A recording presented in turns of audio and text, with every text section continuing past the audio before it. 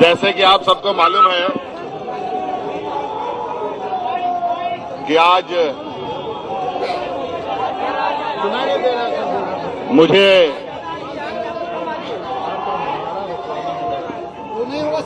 ED के दफ्तर में जाना है, जैसे कि मुझे सम्मन दिया गया है और उस संदर्भ में जो राज्य में इल्लीगल माइनिंग की जांच ईडी कर रही है, उस संदर्भ में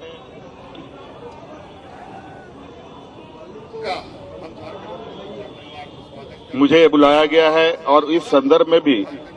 मैंने एक पत्र ईडी को भेजा है जो आपको भी उपलब्ध करा दिया जाएगा कि किस तरीके से 1000 करोड़ का घोटाला के बारे में जो जिक्र आया है साहिबगंज जिले से, बड़ा दुर्भाग्यपूर्ण है कि सालाना भी अगर हम देखें पूरे राज्य में स्टोन चिप से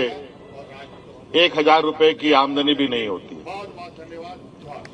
इसका आधार कैसे बना, कैसे नहीं बना, ये समझ से परे है। और 1000 करोड़ रुपए का घोटाला करने के लिए कितने करोड़ों का खनन होगा, उनका ट्रांसपोर्टेशन कैसे होगा, और जो विगत 2 साल को अगर हम देखें, जब से एजेंसी जांच कर रही है, जो आरोप लगे हैं वो कहीं से संभव प्रतीत नहीं होता है। मुझे लगता है कहीं ना कहीं एजेंसियों को पूरी विस्तृत जांच पड़ताल करने के उपरांत ही किसी ठोस निर्णय पे या एक ठोस आरोप लगाना चाहिए। आज मैं राज्य का मुख्यमंत्री हूं, एक संवैधानिक पद पर हूं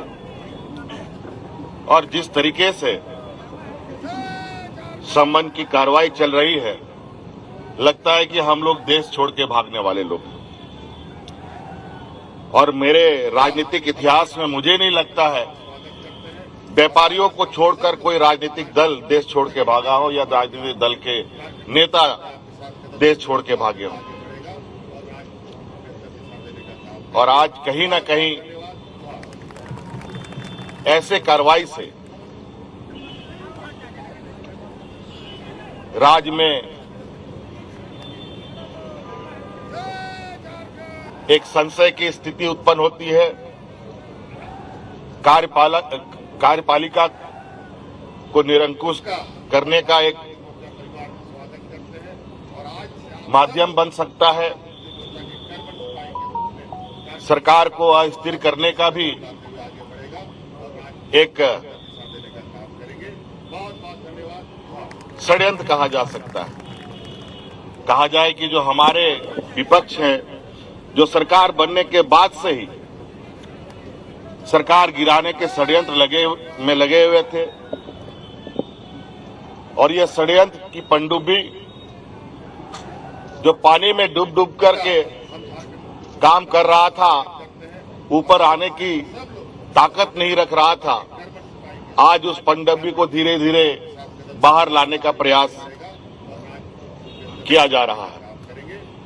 आपने देखा चुनाव आयोग महीनों पहले राज्यपाल महोदय को अपना मंतव्य दे चुका है, लेकिन राज्यपाल महोदय अभी तक उस लिफाफा को उन्होंने नहीं खोला। मुझे लगता है कि वो भी किसी समय का इंतजार कर रहे थे और आपने सुना है पूरे देश के खबरों में चला, महामहिम ने दूसरा मंतव्य चुनाव आयोग से मांगा है,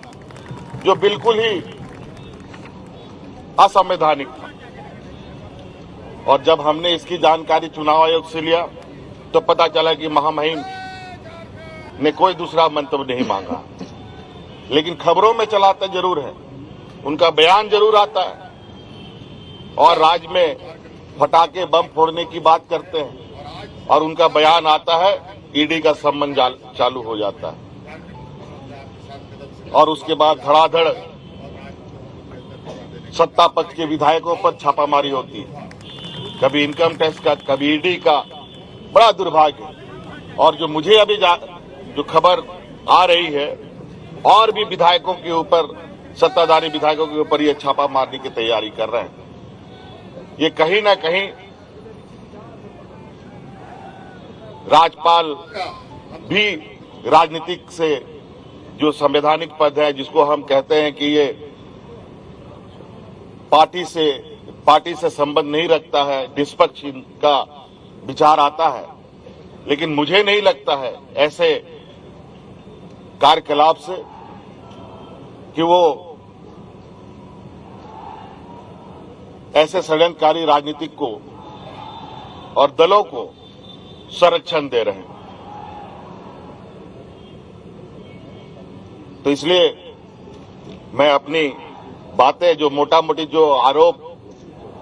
एजेंसियों के तरफ से है, उसकी प्रति आपको उपलब्ध कराया जा रहा है कि किस तरीके से जो आरोप है वो आरोप निराधार होता है।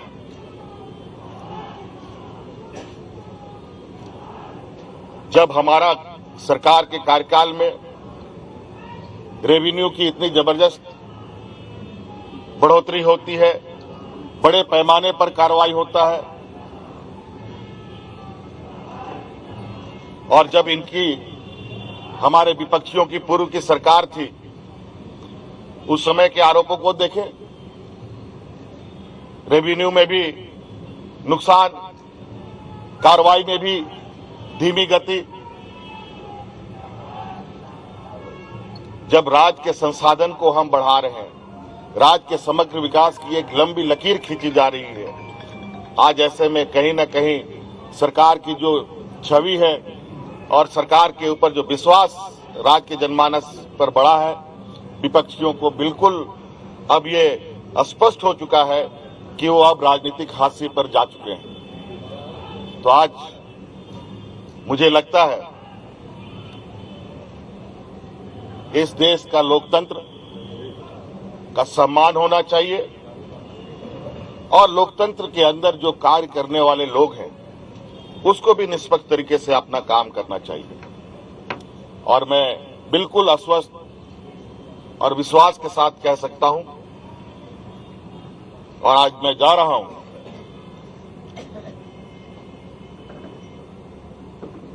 और इस बात पर जोर निश्चित रूप से दूंगा कि आखिर ये कार्रवाई करने के पीछे का वजह क्या है। आज गिट्टी बालू देश का सबसे बड़ा अगर रेवेन्यू व्यवस्था है, तो मैं तो कह रहा हूं आप लोगों के समक्ष कि गिट्टी बालू जो पत्थर चिप्स है, बालू है, इसको मेजर मिनरल में भारत सरकार शामिल कर ले, और जो कोयला लोहा है वो राज्य सरकार के माइनर मिनरल में शामिल कर दे। मैं आश्चर्यचकित हूं कि इतने बड़े आरोप इतने हल्के में कैसे मुख्यमंत्री के ऊपर लगाया जा सकता है। धन्यवाद।